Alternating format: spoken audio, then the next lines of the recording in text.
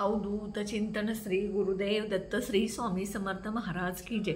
स्वामी दत्त सेवा या चॅनलवर तुम्हा सर्वांचे खूप खूप स्वागत। तुम्हा सर्वांचं आरोग्य उत्तमाचं राहू दे, राहिलेलं आयुष्य आरोग्यदायी जाऊ दे, तुम्हा सगळ्यांना दीर्घायुष्य मिळू दे अशी मी स्वामीचरणी प्रार्थना करते आणि माझ्या व्हिडिओला सुरुवात करते। उद्या आहे 9 डिसेंबर। 9 डिसेंबर ते 15 डिसेंबर ह्या कालावधी 7 दिवसात गुरुचरित्र पारायणचा सप्ताह सुरू होतो आणि गुरुचरित्र पारायणचा सप्ताह जो आहे तो दिंडोरी केंद्र सेवा जे आहे स्वामी समर्थ महाराजांच्या केंद्रामध्ये ज्यांना शक्य होईल त्यांनी जावा। कारण जे सामूहिक गुरुचरित्र पारायण असतं ते जेवढे लोक बसतात तेवढं पारायण आपलं झाल्याचं पुण्य मिळत असतं। समजा तुम्हाला काही जाणं शक्य नसेल, केंद्र जवळ नसेल किंवा केंद्रात जाणं शक्य नसेल, वयस्कर माणसं घरामध्ये असतील, आजारी माणसं घरामध्ये असतील, लहान मुलं असतील, काही ना काही कारणास्तव तुम्हाला जर केंद्रामध्ये पारायणला जाता आलं नाही तर तुम्ही घरातल्या घरात 7 दिवसाचं पारायण करू शकता। ह्या पारायणची मांडणी कशी करायची हे मी तुम्हाला थोडक्यात सांगणार आहे। त्या पद्धतीनं तुम्ही उद्या मांडणी करा। ही मांडणी केलेली 7 दिवस तुम्ही तशीच्या तशी ठेवायची, हलवायची नाही। फक्त पारायण करायला दररोज सकाळी बसायचं एवढंच। ज्या घरामध्ये पारायण वर्षातून एकदा तरी होतं गुरुचरित्राचं त्या घरात खूप चांगल्या गोष्टी घडत असतात। म्हणून एकदा तरी आयुष्यात येऊन तुम्ही गुरुचरित्राचं पारायण करा असं अगदी मी प्रामाणिक आणि कळकळीने सांगते। मी नेहमी घरातच पारायण करते। मला वाटते केंद्रात मी एकदाच पारायणला गेले होते। मला काही प्रत्येक वेळी केंद्रात जाणं शक्य होत नाही। मला शक्य होत नाही त्यापेक्षा महाराजांना मी केंद्रात येऊन पारायण करावं असं वाटत नसेल म्हणून महाराज माझ्याकडून घरातच पारायण करून घेतात। आपण कुणीही नाही जाणारे किंवा पारायण करणारे, फक्त जे काय करून घेणारे ते स्वामी समर्थ महाराज, दत्त महाराज आहेत। दत्त महाराज म्हणजे स्वामी समर्थ महाराजांचा अवतार आहे आणि स्वामी समर्थ महाराज दत्त महाराजांचा अवतार आहे। म्हणजे दत्त महाराज आणि स्वामी समर्थ महाराज एकच। तर बघा, पूजेची मांडणी कशी करायची। तुमच्या देवघरामध्ये तुम्हाला जागा असेल तर तिथं पारायणची मांडणी करा, नसेल तर तुम्हाला जिथं सोयीस्कर वाटेल फक्त बेडरूम सोडून किचनमध्ये किंवा हॉलमध्ये तुम्ही ही मांडणी केला तरी चालेल।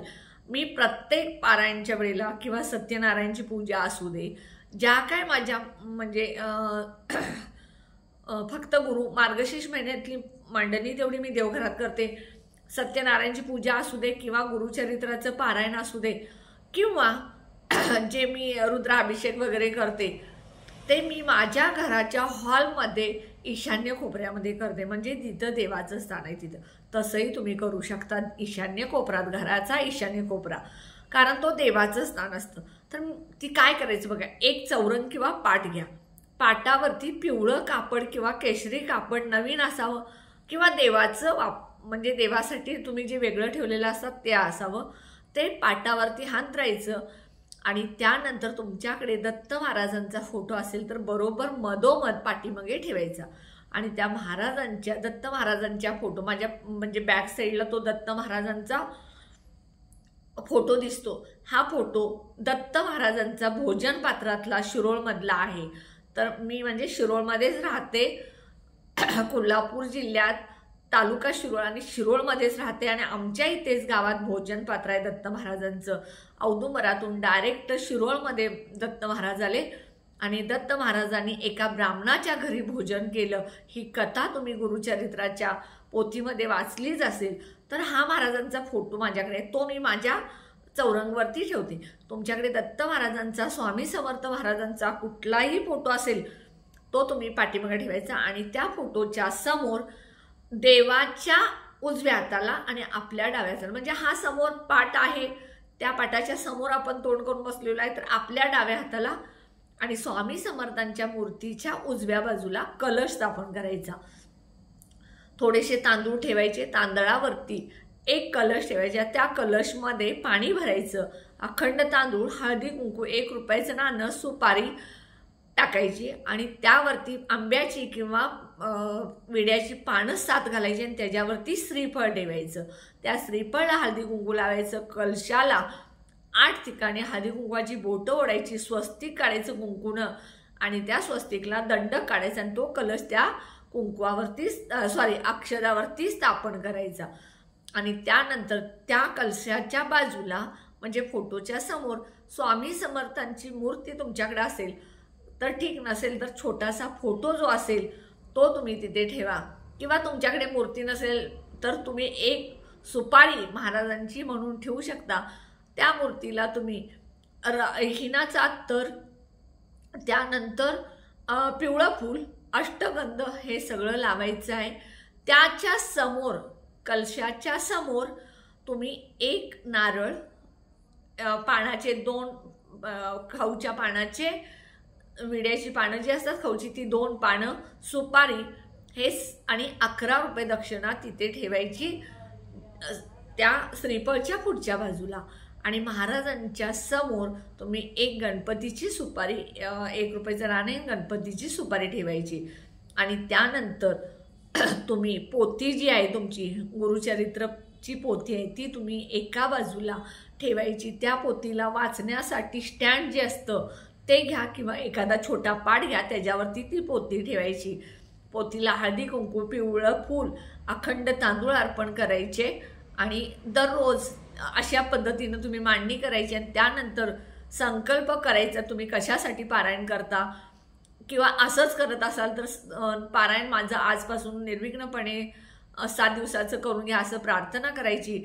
आणि केळीचा सफरचंद असू दे, केळ असू दे, पेढे असू दे, दूध साखर असू दे, ह्याचा नैवेद्य तुम्ही दररोज दाखवायचा सकाळी आणि संध्याकाळी। जे तुम्ही जेवण बनवता, परान्न खायचं नाही आहे, एक धान्य खायचं आहे, त्यामुळे चपातीचं केला तर चपाती भाजी जी काय असेल, डाळ मोहरी सोडून तुम्ही कुठली भाजी, भोपळ्याची भाजी, दोडक्याची भाजी, कोबीची भाजी, मेथीची भाजी, तांदळीची भाजी, पालकची भाजी, ह्या भाज्या तुम्ही खाऊ शकता। भेंडी गवारी खाऊ शकता, ह्याची भाजी आणि चपातीचा नैवेद्य दाखवायचा सकाळी आणि संध्याकाळी। तर अशा पद्धतीनं तुम्ही 7 दिवस गुरुचरित्राच्या पारायण करायचं आहे। मांडणी अशा पद्धतीनं करायची आहे। दररोज त्या मांडणीजवळ दोन्ही बाजूला 2 समया ठेवायच्या आहेत तेवत।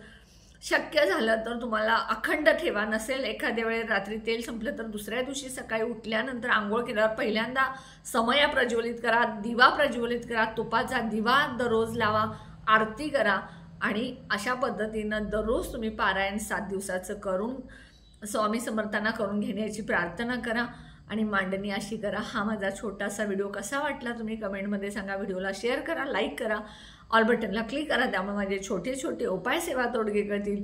आणि जे कोणी माझा व्हिडिओ नवीन बघत असतील त्यांनी माझ्या व्हिडिओला जास्तीत जास्त सबस्क्राईब करा। जे कोणी गुरुचरित्राचं पारायण करणार आहेत त्या सगळ्यांना माझ्याकडून पारायणसाठी शुभेच्छा। तुमचं पारायण निर्विघ्नपणे, कुठलीही अडचण नेता, कुठलंही संकट नेता स्वामी समर्थ महाराज, दत्त महाराज तुमच्याकडून पारायण करून घेऊ देत। आणि जे कोणी करत नाही त्यांनी माझा व्हिडिओ बघितल्यानंतर गुरुचरित्राचं पारायण करण्याचा निश्चय करा, कारण गुरुचरित्राचं पारायण जर तुम्ही केला तर कितीही संकट असू देत, दुःख असू द्यात, अडचणी असू द्यात, त्या नक्की महाराज दूर करतात। हा अनुभव मी स्वतः घेतलेला आहे, तुम्हीही करून बघा, नक्की तुम्हाला त्याचा फायदा होईल। श्री स्वामी समर्थ।